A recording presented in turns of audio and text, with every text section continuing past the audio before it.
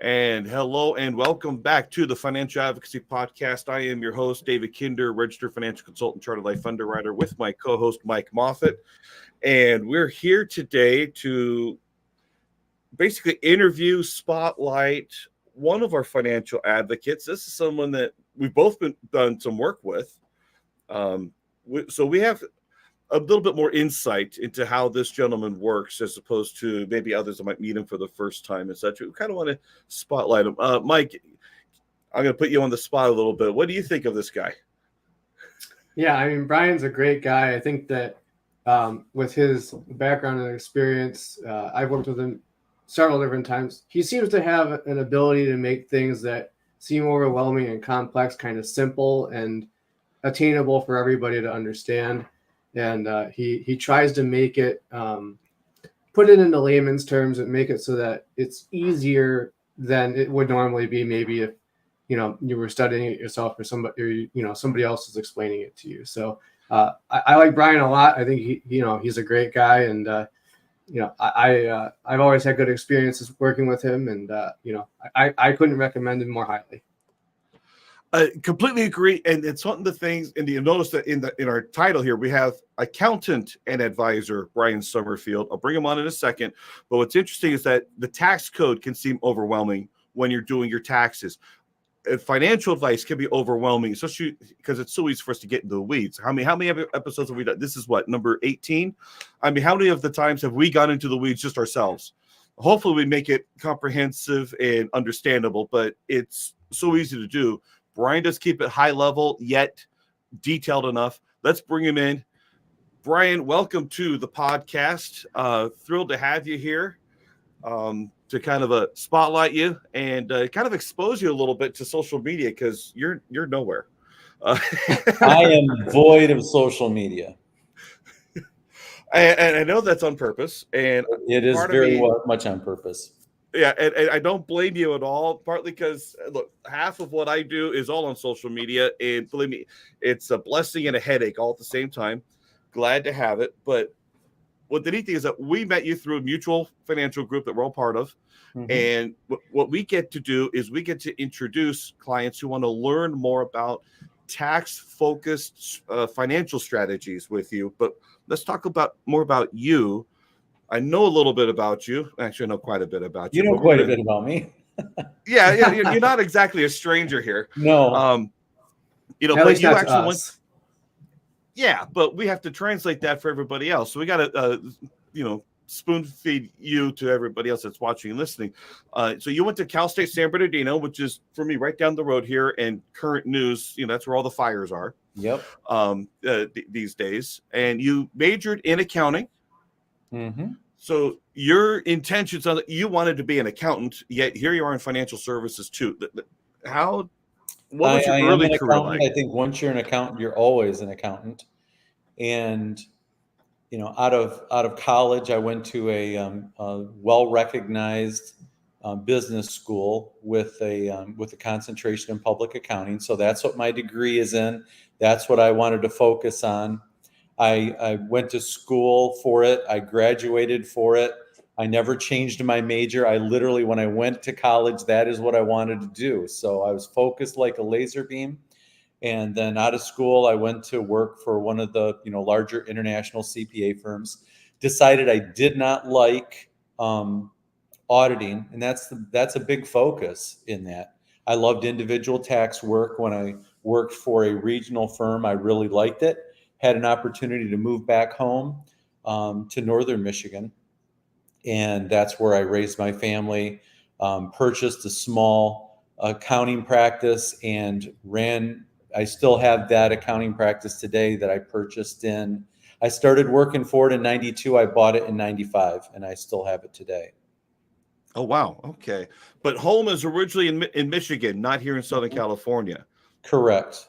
Yep. That I didn't fully realize. I thought you were kind of born and raised here, and then you moved out of town. Nope, like most people are doing these days. The military brought me out to the Mojave Desert, and I went to college while I was in the military, and I wanted to go to UCLA, and my advisor says, you can go to UCLA, but this little school down the road here is a better school for what you want to do. So I would recommend you go there. I took his advice and then decided I didn't want to raise a family in Southern California when gang-related activity was starting to hit the Inland Empire.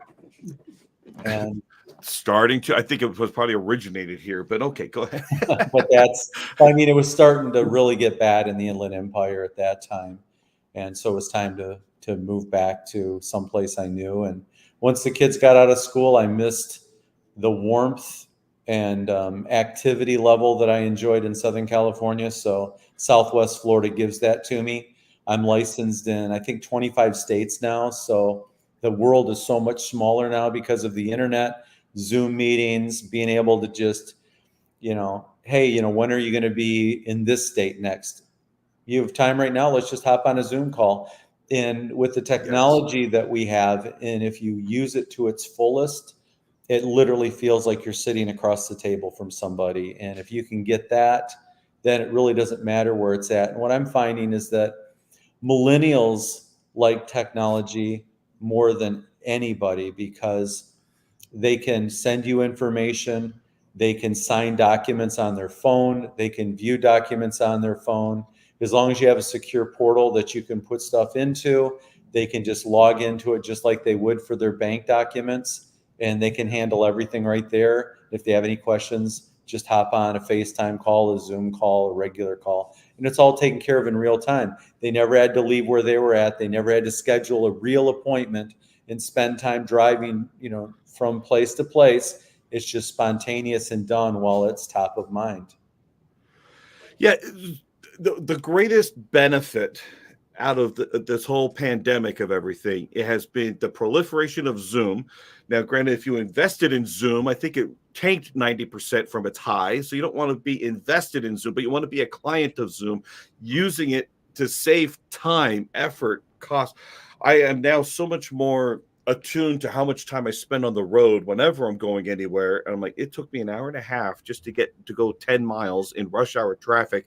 If I didn't have to go anywhere, life would be so much easier. And you're not one of those for Zoom.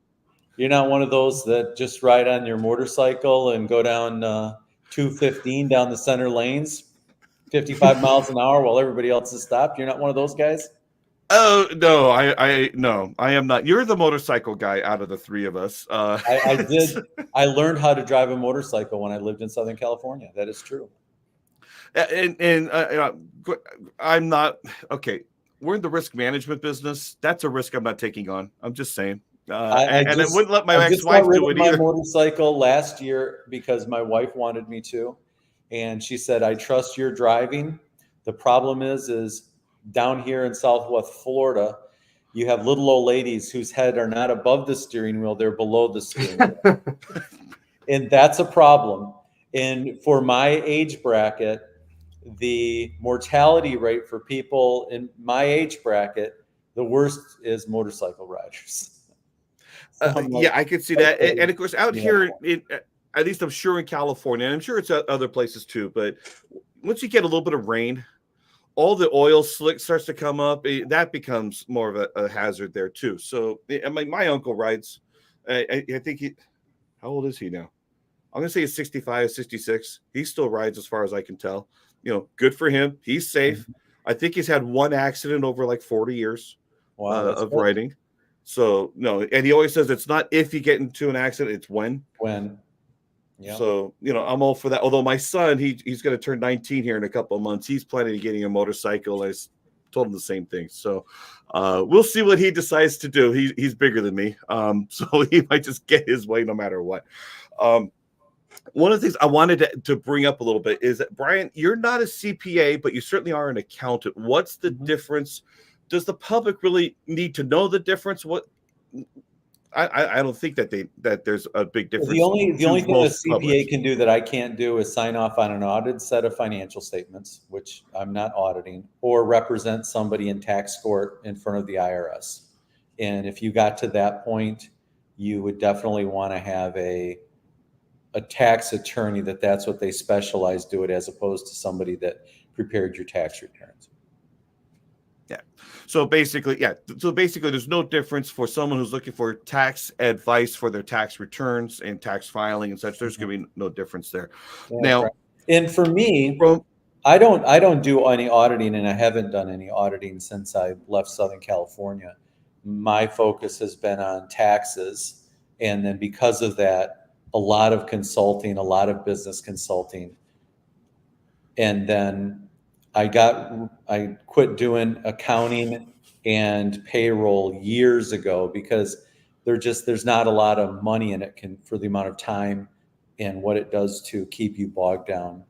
And then in 2001, around there, when I started adding financial services, that was supposed to take care of the other. And what taxes do is that, whether you want to realize it or believe it or not, almost everything in our world financially revolves around the tax code. And that's why I firmly believe every financial decision you make, it should involve the tax code. If it doesn't, you're probably hurting yourself on both making the right financial decision or at least have all the numbers, because the after-tax numbers mean more than anything else. Yes, and to kind of build on that, there's a phrase that eventually, maybe I'll trademark it somehow. I don't know if you can trademark this. See, in accounting, there's generally accepted accounting principles, Yeah. GAAP. Mm-hmm. I want there to be something called generally accepted financial planning principles, GAAP. I don't know how you can't say it the same way, but it's the merging of the two. Mm-hmm. It's the merging of the two, bringing the accounting and generally accepted financial planning all together to help us understand the decisions that we're making. Here's where your problem will be on that. And I think that's probably a good lead in to where you would like to go here, is that, when you look at generally accepted accounting principles, those are established principles that establish how people keep track of all their accounting records, how everything takes place and happens. There's a reason for it and in place. Your signed off financial statements and audited statements all reflect those principles. That's the playbook. That's the game plan. Those are the rules that everybody plays by. It's almost like a science in a way, a mathematical science. When you start getting into the financial end, that's a whole different world, because there are so many different opinions and there's so many different phrases out there. And I've always had what's been called water cooler conversation. If you're around a water cooler and somebody's going, hey, I get away with this on my taxes, or I do this. I'm like, you know what? Give me a call. I want to address that so you can be the smartest person around your water cooler, because let's face it, when guys were younger, they might, brag about their athletic conquest or other conquests that might have happened. Yes, locker room talk. None of that's believable anymore. So now they go to things like taxes. Oh yeah, I write off this, or no, you don't have to report that, or just in financials the same way. How many times do you hear phrases that because we have run numbers and proven them incorrect, that people just throw out there as fact? And how many of those would you have to boil down to get to what would be generally accepted financial principles? It'd be good if it would be, but how many times do I have somebody that calls me and says, hey, my friend told me I'm paying too much in taxes. Can I put money in an IRA? Will that lower my taxes? And here's the best answer I can give you on every single tax question or accounting question. It depends. It depends. It depends. It's kind of like, I was joking with my wife the other day. I said, it's real easy to get a job at Chick-fil-A. You only need to know two things. It's my pleasure. Well, of course. Hey, can I get some more sauce? Well, of course. Hey, thanks for that. It's my pleasure. Well, in the accounting world, it depends. And here's the reason why it depends. Most accountants live in 1-year increments, a year behind. They look at things through a 1-year tax liability. Will it lower your current tax year liability if you put money into an IRA? It will not lower it. It will delay it. But do you want me to look after your 1-year tax liability, or do you want me to look at your lifetime tax obligation? And how much more taxes will you pay on every dollar you put in that IRA compared to what you would save in the long run if you just paid the taxes now and then put that dollar somewhere where you'd never have to pay taxes on it again legally? That's a whole different conversation than what 99.9 repeating tax accountants would ever tell a client. She's like, oh yeah, we'll lower your taxes. How much do you want to put in? Have your guy give me a call when it hits so that, we can put your tax return through. Whole different conversation. And sometimes the questions that we ask or the information that we want to get deeper into is a whole lot more important than just answering a question. And I think for me, I never want a transaction-based business. I want a relationship-based business. And yesterday, I had a call from somebody, or I'm sorry, it was a text from a longtime tax client and financial client. And he was like, hey, I've got somebody that told me that they should just put money in their 401k because they're probably never going to pay any taxes on it in the future anyways. And I'm like, okay, you got way too much floating matter here on this question. I gave him a quick call. I said, I'm going to give you a quick call. And he said, we got into it a little bit deeper. And so he goes, okay, now I understand, why we're doing what we're doing and why what this person's talking about. The only way for them to succeed in what they want to do is to totally fail. And because he understands both the tax side now and the financial side, he can put them both together and go, okay, now that makes sense. It'd be easy just to give somebody an answer, but an answer without the context and all the background information is the difference between just answering a question, moving on, or make it relationship, give them all the information, and now you have an advocate. So key the things you're talking about, because one of the things I do is I delineate from tax filing advice and tax planning advice. And so I'll go into tax planning all day. Isn't it all the same? Oh God, no. My disclosures have to state that they're completely different because I am not a registered tax preparer of any kind. Okay. Maybe one day, but then I'm being warned, don't do it. It's a trap. Better not. Let someone else do all that. And I can appreciate the warnings. But tax filing is looking at the tax return itself and figure out, did you claim all of your deductions, giving all the advice based on the past year? I'm not into that. Maybe one day. Here's the reality right now in the industry. Younger people are realizing that the amount of hours that are required in this industry are insane. And they are not pursuing it. The accounting world, they're losing more and more people every day, and there's not enough to replace it on the backside. And someone asked me a long time ago, well, aren't you worried about, TurboTax and all those? Not. And this is the reason why. If the tax code was just black and white and everything were yes or no answers, you could go in and you could literally write the code for the program in the question and answer. If you answer yes to this, then here's where you go next. And it would all just be like a really basic DOS program with yes and no answers. Right. Where accountants really make their money is in the gray area. And the tax code was really written for two people. Mike Moffitt, what were those two people? Those who understand it and those who don't. And what about the people that understand it? They're going to pay less in taxes. And it's funny when I have people that call me up and go, hey, I got your name from so-and-so, and I was doing my taxes on TurboTax, and they're going to ask a question. I'm like, well, ask the box. just ask the box, and what kind of response are you going to get? It's not that easy. I know you and I had this conversation one time because we were talking about this, and you were telling me how simple it would be for the government to simplify this thing if they really wanted to, and just make a flat tax on your income, and that's it. It'd be easier if they just made a consumption tax, right? And just made a flat flat tax on consumption, and that's it. Well, And I I would remember say the make Herman it Cain, the Herman 9, Cain 9, and 9. campaign. Yeah. 999. Yes. Mm.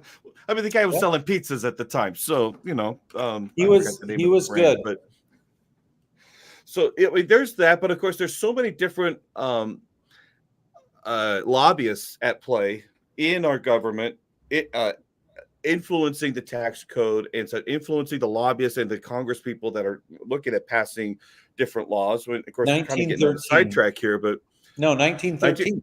You're exactly right.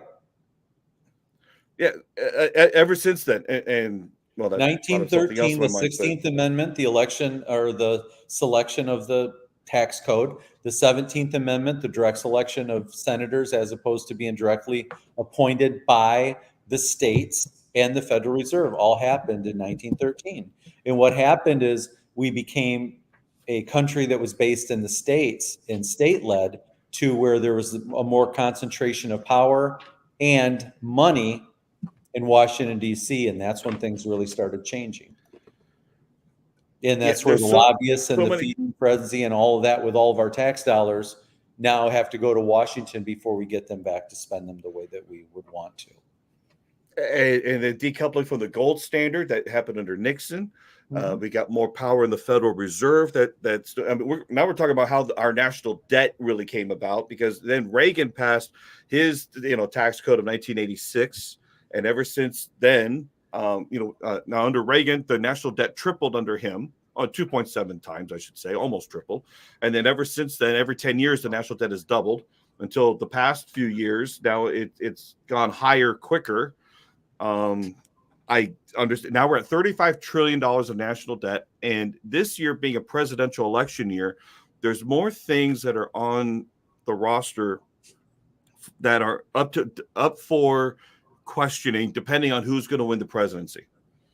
I'm not sure if you're familiar with it, but Senator Ron Wyden out of Oregon, he's got his paper called Treat Wealth Like Wages, and talking about anti-deferral accounting. So we're talking about instead of getting a step up in basis and stuff at death, that's going to go away. They want to do with anti-deferral accounting, every time you have a gain, even though you didn't sell, you're still going to pay taxes on it each and all year. that stuff is against GAAP in every way, shape, and form. So they're not only trying to change the tax code, they're trying to change a whole lot of other stuff. Now, here's my question to you, and this is where the hunted becomes the hunter. I'm looking at your beautiful little white tags underneath your names, the tax exempt wealth guy and the tax exempt tax deductions. Wouldn't it be great if you could take your biggest asset that you currently have, or most of your assets, or any type of thing that you want to get off the radar screen of the IRS in regard to the tax code, and put it there? Wouldn't it be great if you didn't have to worry about who was president, who was the Fed chair, who dealt with any of that stuff? Wouldn't it be great if you could just live your life and not have to worry about the tax code, because you have accumulated your wealth in areas in which you can be tax exempt? It's such a wonderful premise that most people have no idea exists. And at least based on past precedent, anytime that there's been a change in the tax code regarding the ways that we like to advise our clients, everything has been grandfathered according to the effective date of the contracts, which shows one of the advantages of having contract-based financial plans as opposed to account-based. When you have a 401k account, you have an IRA. A is account. And where does the term 401k come from? Where does the term 403b come from? Yeah, exactly. They all come from the tax code and all of the different publications out there, which is interesting. And we're going to say right out, there is no publication for life insurance. It's so interesting. It's almost like it's the greatest secret that no one wants anybody to learn about. I mean, I've got, and you've seen my website, I've got all the different publications and, these common for financial planning. And there's not a single one dedicated for life insurance. Not a single one.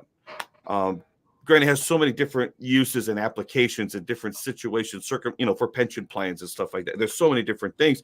But at the same time, you'd think that the government would actually put together one guide for it, and yet they haven't. And maybe they just don't want to be hung down to it, because it is on purpose. And again, you can go back to 1972, what they saw with the changes from having, defined benefit plans compared to defined contribution plans, and that whole change, and why they created the IRA and all of that. I mean, historically, we don't have to dig very deep to find answers to all these questions. They're Yeah, just well beyond the scope of today's podcast.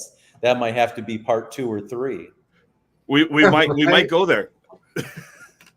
I mean, the interesting and thing is that most people used to retire with a pension, right? So you would have kind of like this guaranteed income for the rest of your life. And then a lot of these companies figured out, it seems, that they could switch and go away from this pension and make everybody self-fund their own retirement, saving these companies, I don't know, millions, billions, maybe trillions. They didn't want of to dollars. manage it anymore. That was a huge liability on their financial statement. Right. So they basically moved the responsibility from themselves as the employer to you as the employee, and you have to now manage all of that and assume all of the risk as well, both with investments and tax.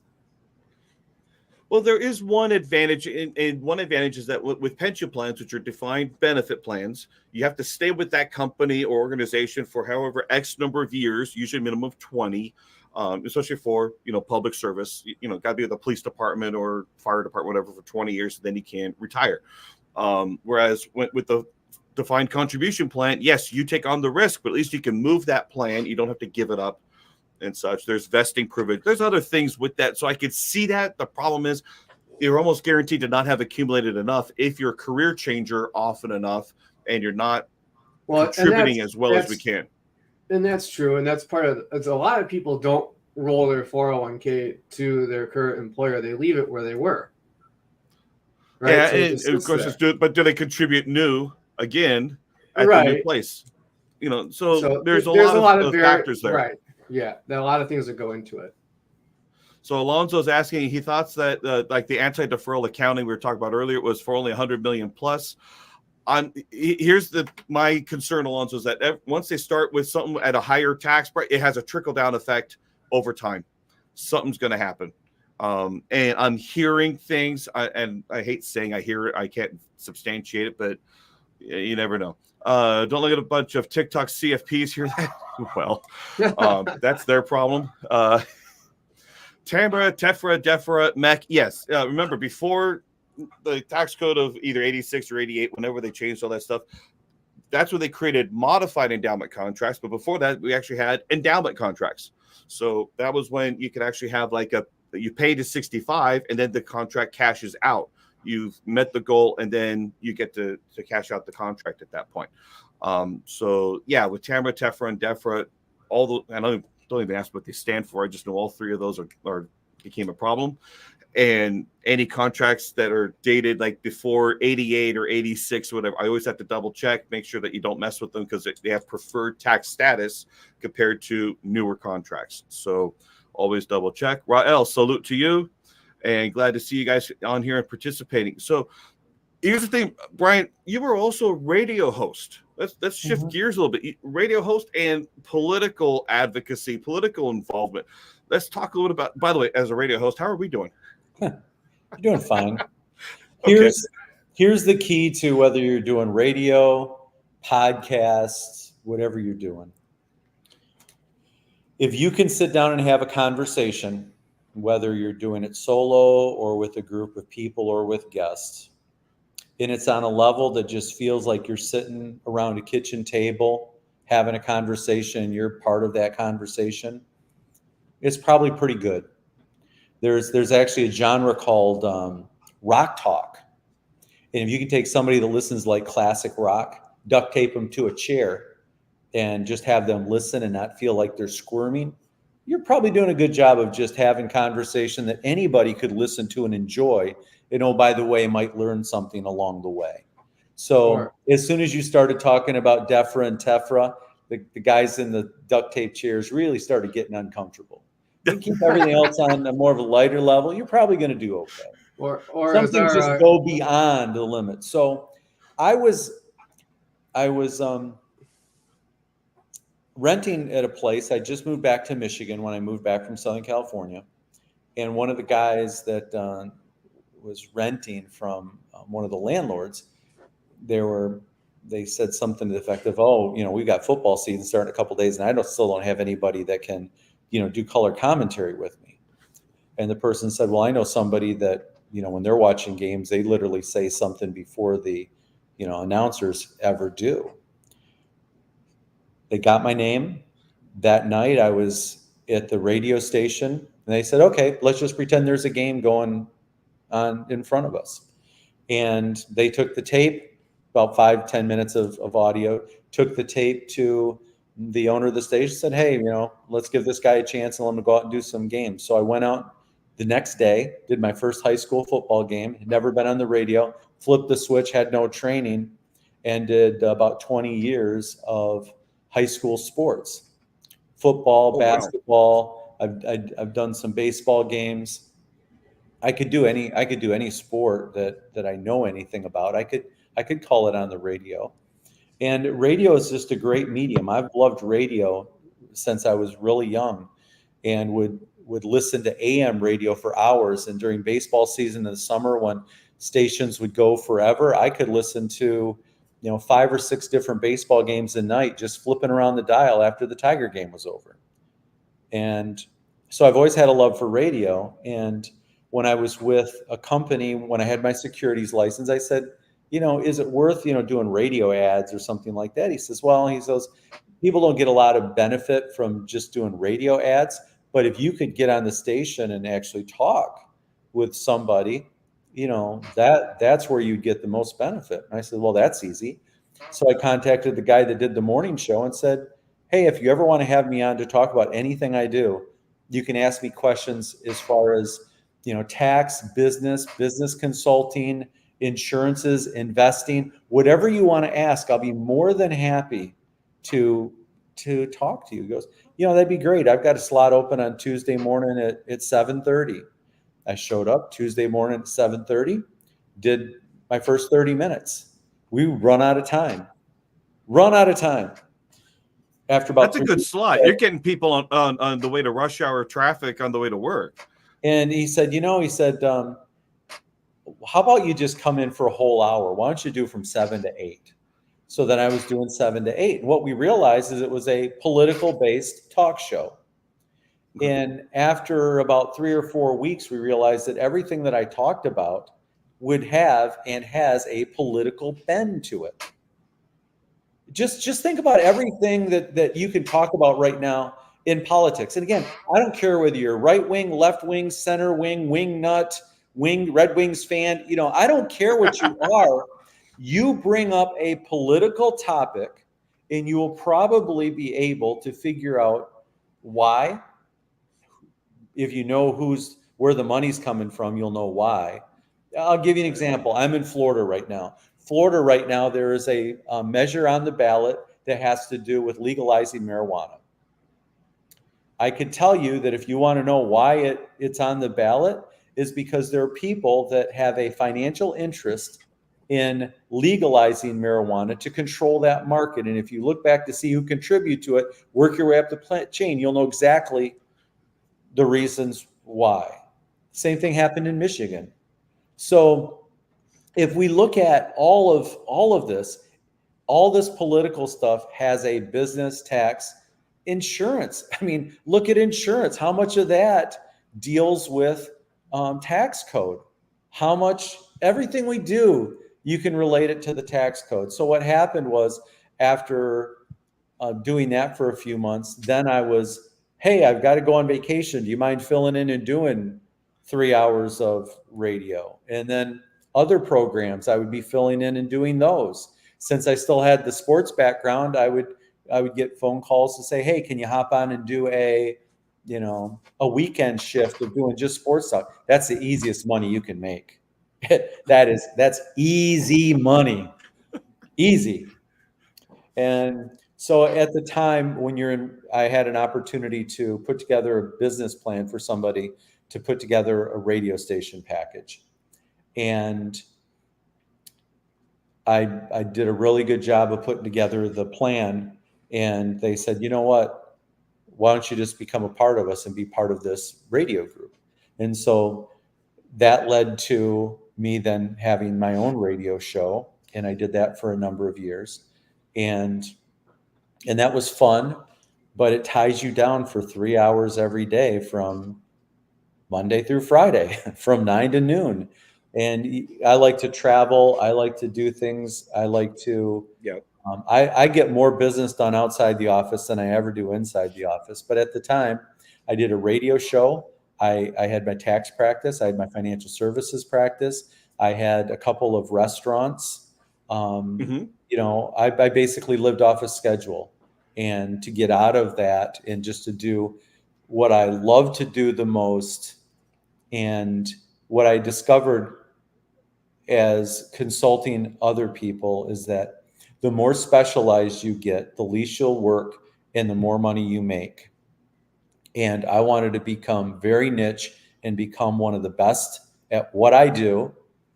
And that is where I decided to put my energy and focus. And so, like an athlete or like a musician or like anything else who, I wake up every morning and I know what I'm going to do workout wise that day. It is part of my DNA and part of my plan. And it's the same way as in your profession. I want to have things and resources that I'm studying, staying up to date on, that is in my niche, so that when I sit down and Mike calls me up and says, hey, I've got a client that has this situation. What do you think? I don't know. It depends. Let's ask a bunch of questions. Let's get all the information. And here's the reason why it depends and why that is so important. This isn't a one-size-fits-all industry. Right. And David, because we worked on a case where I went to 3 different companies and ran stuff 14 different ways before I finally was like, Eureka. I called you up and I was so excited because I spent 5 to 6 hours working numbers until I finally was like, okay, I found a solution that matches what the client has, the direction they're going, and what they want as an end result. And so what's fun, like I said, there's 2 things that I truly, absolutely love. One is if somebody comes to me with a business plan, taking somebody's idea and giving it life is amazing. The second creation process. Yeah, essentially. The other thing is taking something that is like a big black cloud for most people. Retirement. What does it look like? What are the variables, the unknowns? You talk retirement to people and they get this glazed look on their face and they don't even want to talk about it because it's like a big math problem with a lot of unknown variables that people don't understand and can't figure out. And as a mathematician, if I can get rid of the X, the Y's, the Z's, the A's, and the B's, and get to where we actually have numbers and get down to where it's like, okay, you want to retire at 62 and a half? You want to start drawing Social Security then? And this is how much cash you want? Here you go. I can give you that with quite a bit of certainty.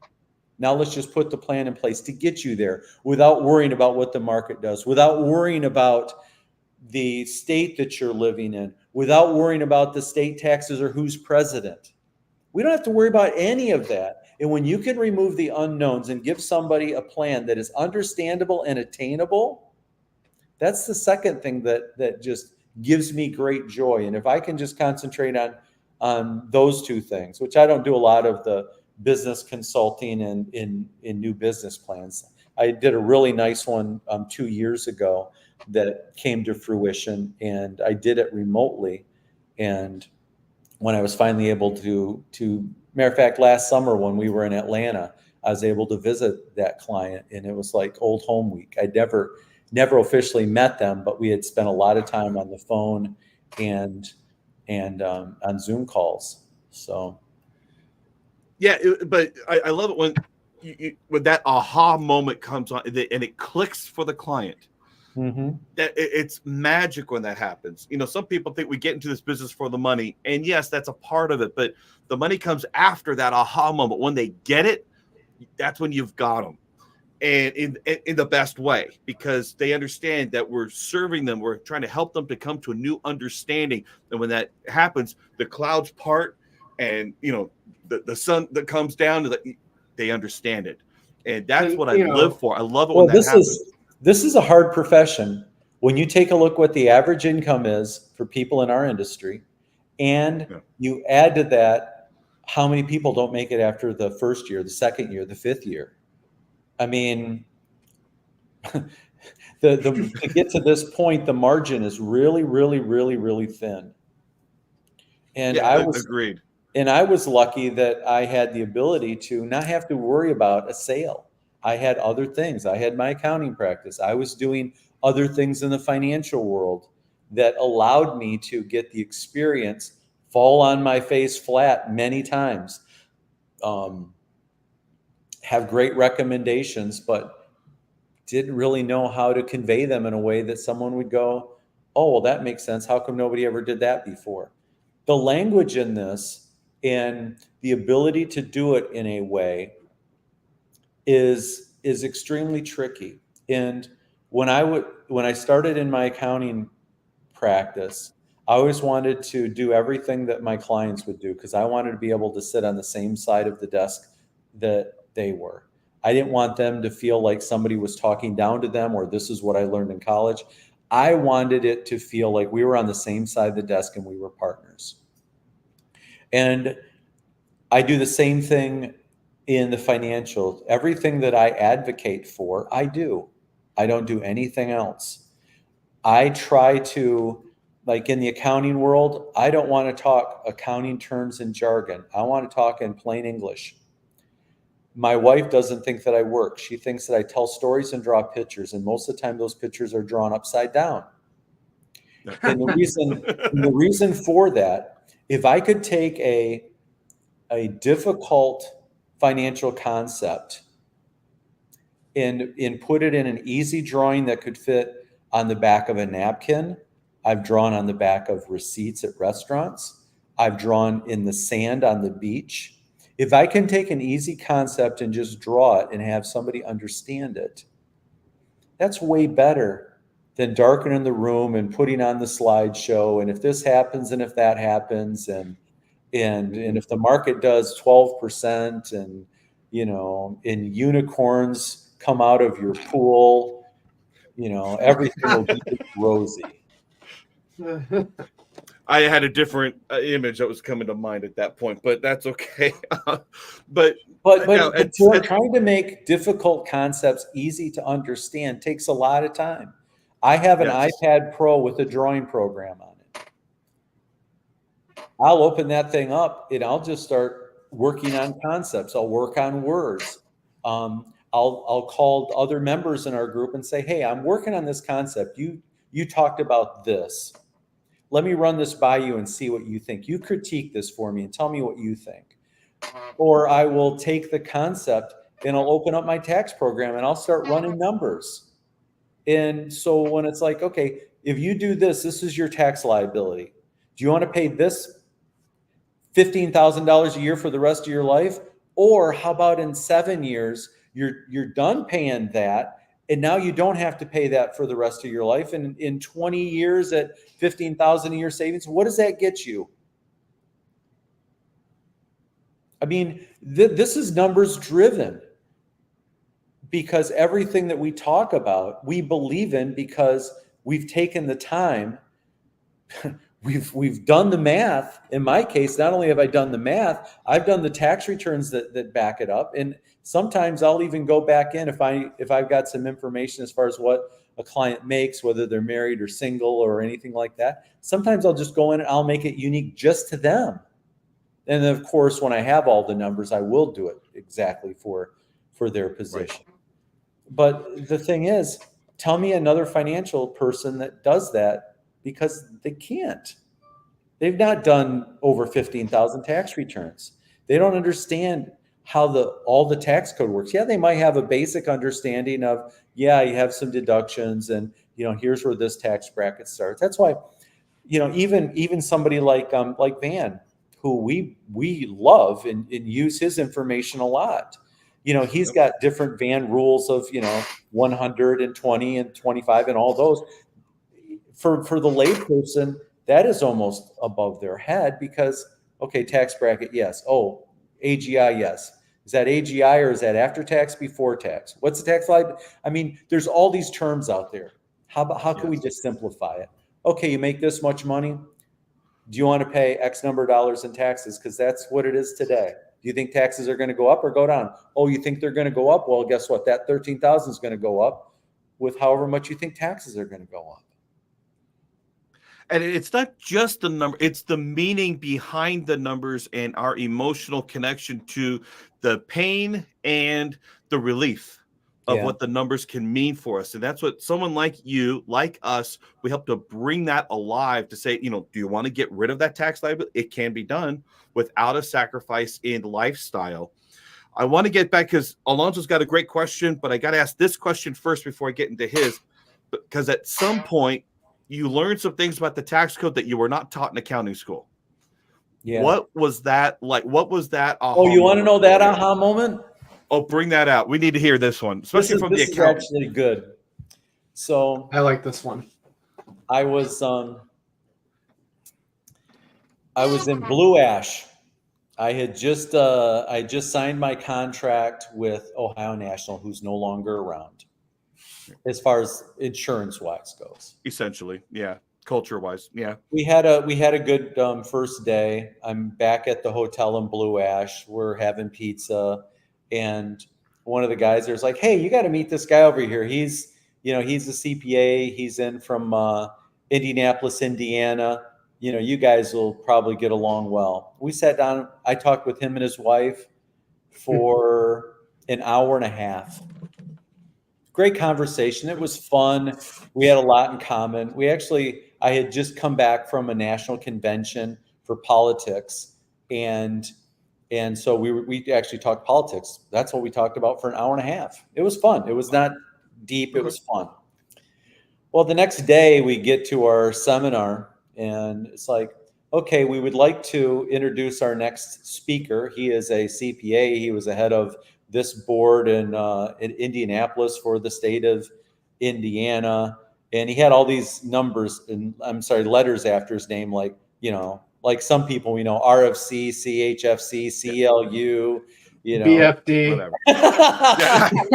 EIEIO. Look, I know it. Look, and it says he rarely finds clients, and I finally got a clue. I get it. Okay. And it's like, we'd like to welcome, Brian Bloom. And I'm like, hey, I know that guy. I just spent, a bunch of time talking with him last night. And he's about an hour and a half into his presentation, he started talking about some things. I'm like, that does not sound right. That is not what I learned in school. I went the 7th best accounting program in the nation, #1 in California. I can't wait till the next break. We're going to corner this guy and we're just going to burn him like toast. Yeah, sometimes I get sidetracked and the toast gets a little burnt. Okay. And all of a sudden he said a couple things. I got out my notebook and I started running numbers. I even quit listening. I'm running numbers. I'm looking. And finally I get to the bottom and I'm like, he's right. I can't believe it. He is right. Everything he's talking about, the numbers play out. It goes against everything I've ever learned, talked about, gave consulting advice to clients that paid good money to know, because that's the way we were taught. That's the continuing education that reinforces it, that the government forces you to get. And I had to go up and apologize to Brian at the break, not corner him. I'm like, I can't believe this. I've never heard this presented this way like this. That night I went up to my hotel room. I was actually ready just to close up my books and get home. I mean, this was groundbreaking for me. What I did, instead of going out and mingling and doing whatever they were going to do, I sat in the hotel room and I listened to his presentation that was on the Ohio National website. I also knew this other guy named Tom Love because he happened to be in the same agency that I just joined. I just met him. I saw he had a presentation on there. I watched that. I liked it so much, I went back and watched it again. I'm taking notes as I am going through this. And what I realized is that people only ever look at the accumulation side of this equation. The one thing that we do that nobody else does, and quite frankly, a lot of people can't do, is look at the distribution side. When you take the distribution side and you apply the tax code to it, not only does it make retirement planning easy, it makes it very predictable.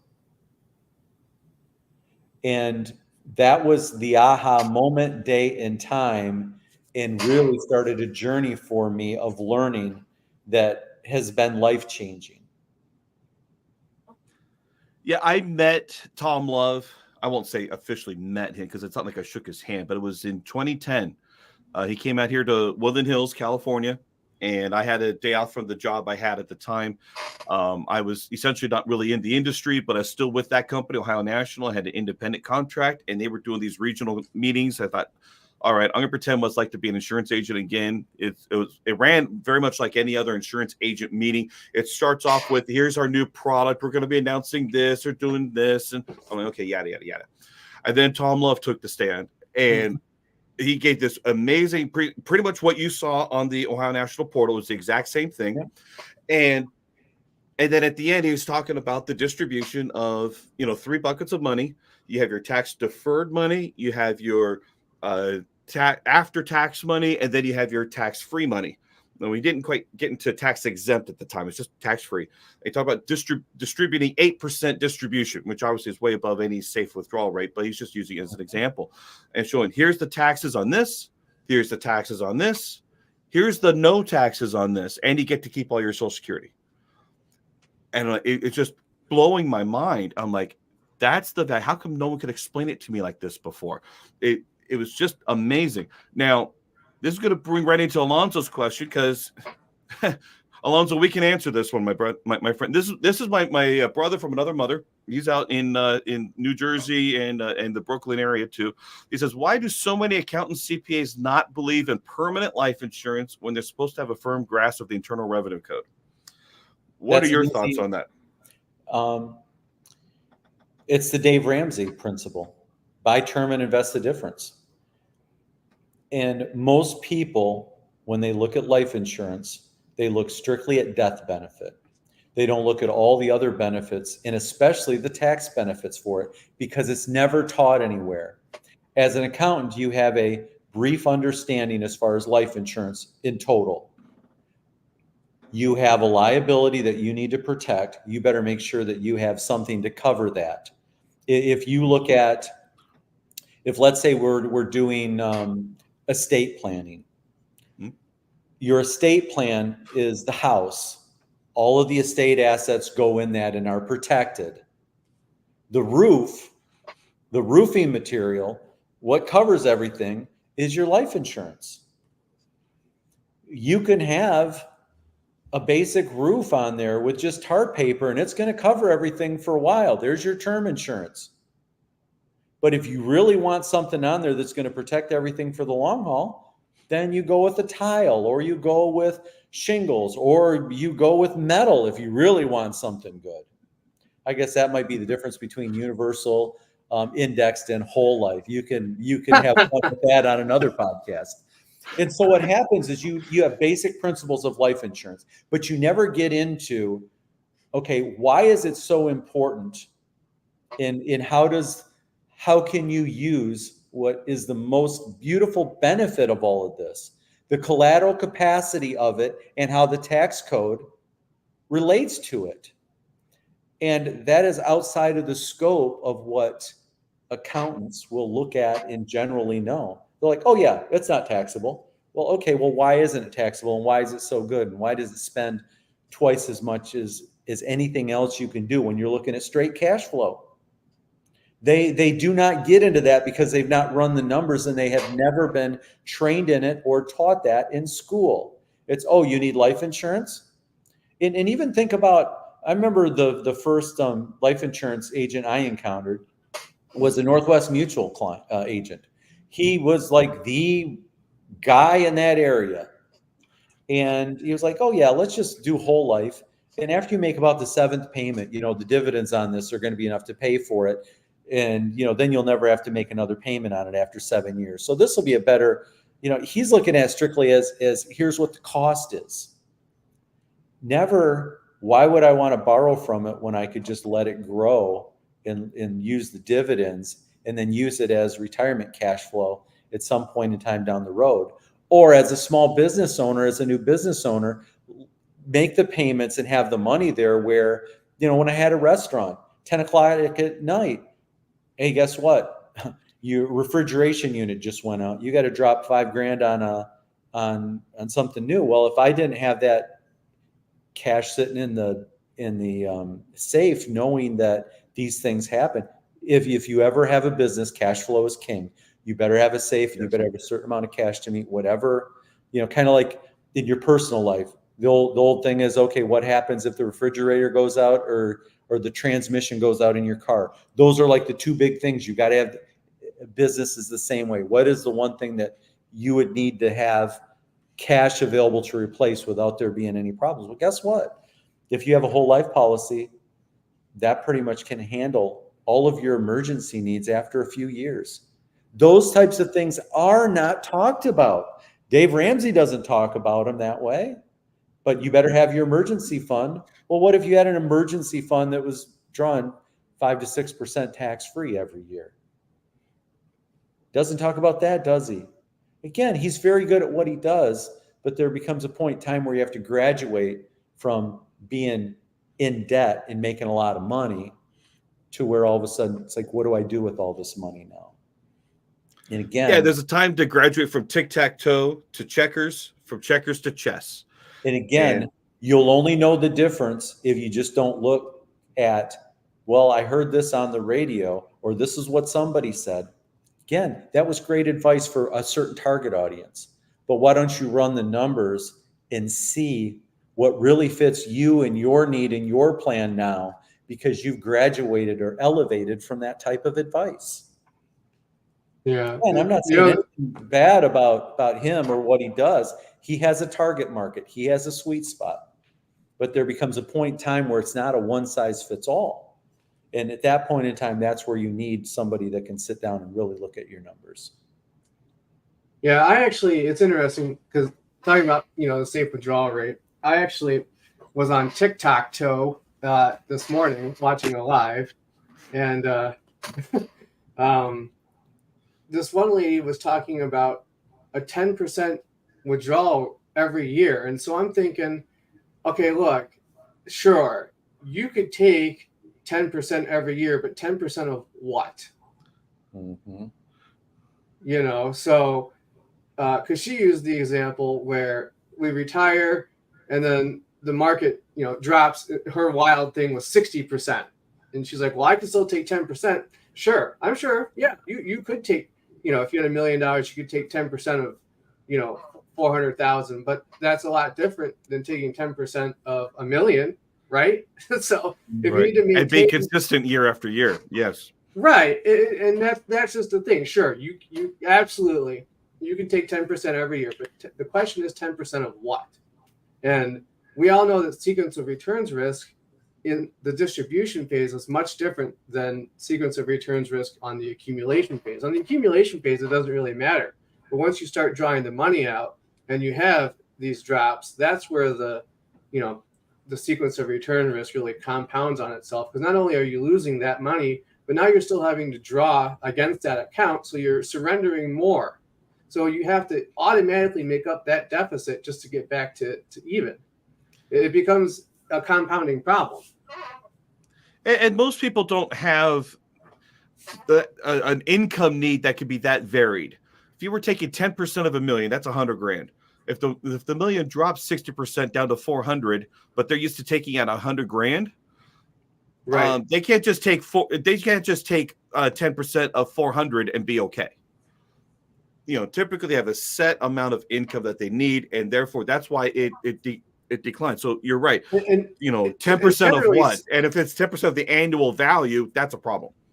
Right. And generally speaking, we have inflation, right? So you're going to need more money, not less money, especially if you want to maintain the same standard of living. And again, as we all talk about, if tax rates go up, that's going to affect the amount of money you have to pull just to account for the taxes.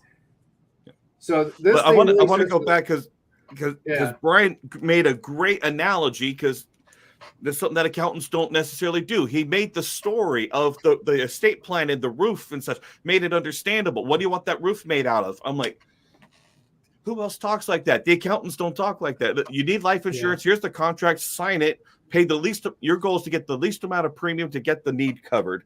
That's what the typical advice would be. And so what's great is that you brought it to a different level of understanding. And that's what we like about working with Brian, because he brings that out to help us understand why we're making the decisions that we're making. What are the consequences of the decisions that we're talking about? To make sure we're making a fully informed choice, and we're okay with whatever choice you make. We just want to make sure you have all the information in behind that decision so that you can choose what makes the best sense for you. And so that's what we love about you, Brian. Well, even something as simple as like term insurance, which term is extremely important. I love writing term for a couple of reasons. But one is, at the heart of life insurance is a death benefit. And there are times and situations where the death benefit becomes critical. And a lot of times insurance agents are just looking at, well, how much can you afford? Or, what they're looking at just selling something, as opposed to sitting down and actually determining exactly how much death benefit you need. How many people do you run into? It's like, well, I've got $100,000 of life insurance through my bank. It was either free or it's, that's probably more than enough. Or through work, they have like their $50,000 policy or whatever that just comes. Yeah. And here's what, you need to be able to bring to the table as an advisor. If let's say you had a husband and wife, and the let's say the wife stayed at home, it was traditional, or even now today, stay-at-home girlfriends. They have a child, one income earner at $60,000 a year, whatever it is. Again, this is all relative based on where you are in the country. If you're where David Kinder is at in the Inland Empire in Southern California, where you can rent out somebody's garage for $5,000 a month and it has a studio apartment, you're like, okay, that's, I'm going to need more than $60,000 a year to survive. Or if you're in Naples, Florida, where I'm at, where, it's the highest concentration of billionaires in the United States, there's a lot of different places, and in numbers are all different, and those have to be reflected in this. But generally, most of the country, if let's say 60 to 70,000 is what that income would be. If you've got a young child and all of a sudden, the father dies, 100,000 is not going to cut it. And when you look at what the real cost would be to maintain that household to where you would still have a mother that can raise a child, you still have a lifestyle where they can stay in their house. And the sad thing is, when you experience a situation, a friend, a family member, where they did have a primary breadwinner die, and they have to go back and live with another family member, or they have to move to another state, literally uproots everything. And Van talks about this in really good terms. When you have a situation like that, the child didn't lose one parent. There's a strong possibility that they're losing both parents, because everything that other parent did to raise money, now they're out there doing it. Now who's raising the child? They lost both parents. And so everything we do, we just can't look through a lens of, here's just the one thing that we're going to offer or do. We have the ability to use a product and use it in a lot of various ways. And if you realize all the ways that it can be used and leveraged and get more than $1 of use for the $1 spent for that one product, I don't think there's anything else that can touch it for most consumers. But it's not brought to the realm of possibility of everything that it does, because it's usually limited by what the agent knows or what somebody that's trying to sell something is trying to do only that one thing with it. Yeah, I couldn't agree more. That's probably the most logical, beautiful, well thought out, paragraph or sentence or whatever about the proper use of life insurance and what it's designed to do. And I would say at least 99% of people have never heard it put that way. And oh, by the way, if used properly, not only can you get that death benefit, but there are a lot of other benefits and things that we can integrate into what you're already doing and make your life that much better, and put a plan in place that makes sense, that you understand, that's not just subcontracting out a huge portion of your life to just trusting somebody that they're doing the right thing. We can help people become winners of their financial planning, not become possible victims of it. You got which it. is one of the biggest advocate things that I love to advocate for, to make sure people are not victims of their planning, whether it's stock market or that they're locked out of their money, they can't use it in the event that opportunities come up or emergencies come up. When those things happen, having liquidity, use, and control is so key in those moments, knowing that you can get money when you need it, not will the IRS let me? Or do I qualify for a hardship? Will they let me do this and hopefully avoid the 10% penalties and stuff like that? Yeah. And then that's why I think it's important to seek out, people like David Kinder and Mike Moffat. That no, I'm serious. I'm serious in this, because we believe in a transfer of knowledge, of helping other people grow and understand, especially with what they're doing.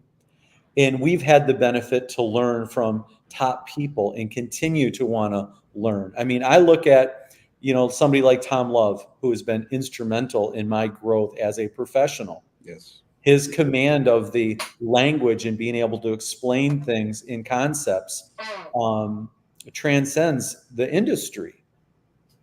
And I look at somebody like Van, who is able to take concepts and put them into questions to where all of a sudden somebody's having to think about something that they heard. This isn't just, oh, that was a great statement. Oh, wait a second, that was a question. How do I answer that? How does that apply to me? And as we continue to learn from people and in bringing that knowledge into our skill set and continue to learn and grow from other people. I mean, you've got a symposium coming up in a week with all kinds of great people with great ideas. I plan on being a part of that and listening and growing and seeing what I can apply to my clients and in future clients and all of that in what I do. And I think taking the best information and helping apply it and helping people learn and grow works all the way up and down the tree. And, on the bottom, you've got wide branches from people that have long gray hair. And as you go up, the hair gets fuller and darker. And our goal is to continue to let those branches grow and get bigger and learn and help people all the way up and down that stem. And I've been so fortunate because of the Facebook group that I'm the admin for, and the programs of things I've put together, I get to be front row and center of all this stuff, which also means I get to ask anybody any question I want. And I'm always the student learning, and I'm trying to figure out what can I get from this person that I might not have heard before. So when you're mentioning the virtual summit, this is the IARFC, which is the International Association of Registered Financial Consultants. It's a financial industry association, and we're running a virtual summit for 2 days, next Thursday and Friday. It's free for financial professionals. If you haven't registered, get on there. It's free. Not to mention, I get brownie points for the most people that show up and use my name. So hopefully, Brian, you use my name when you registered. I will do that. Perfect. Thank you. I've got a win. I'm in a friendly contest with Jeremy Nason. So got to say, Alonso, thank you. It says Dave, Mike, and Brian. Thanks so much for doing this and the countless other streams. They've been humongous helps for people like me. Absolutely. It's part of the reason why we do this. And quite frankly, it keeps me fresh, keeps me on top of things, especially being able to do spotlight interviews like this and bringing on more. I've got other guests that I'm planning on. We're not going to be meeting next week because I'm running a summit, and we're planning about 300 people. So, which is a beautiful crowd size here. I think we're going to leave it at that. We've gone over by our usual time anyway. Not that we have a set time, but Brian, thanks for joining us. This was great. I'm looking forward to getting the feedback as other people watch and replay. If you guys want to work with Brian, sorry, you're going to have to contact us. You get to Brian through us. Brian is nowhere on social media, so you can't reach him directly.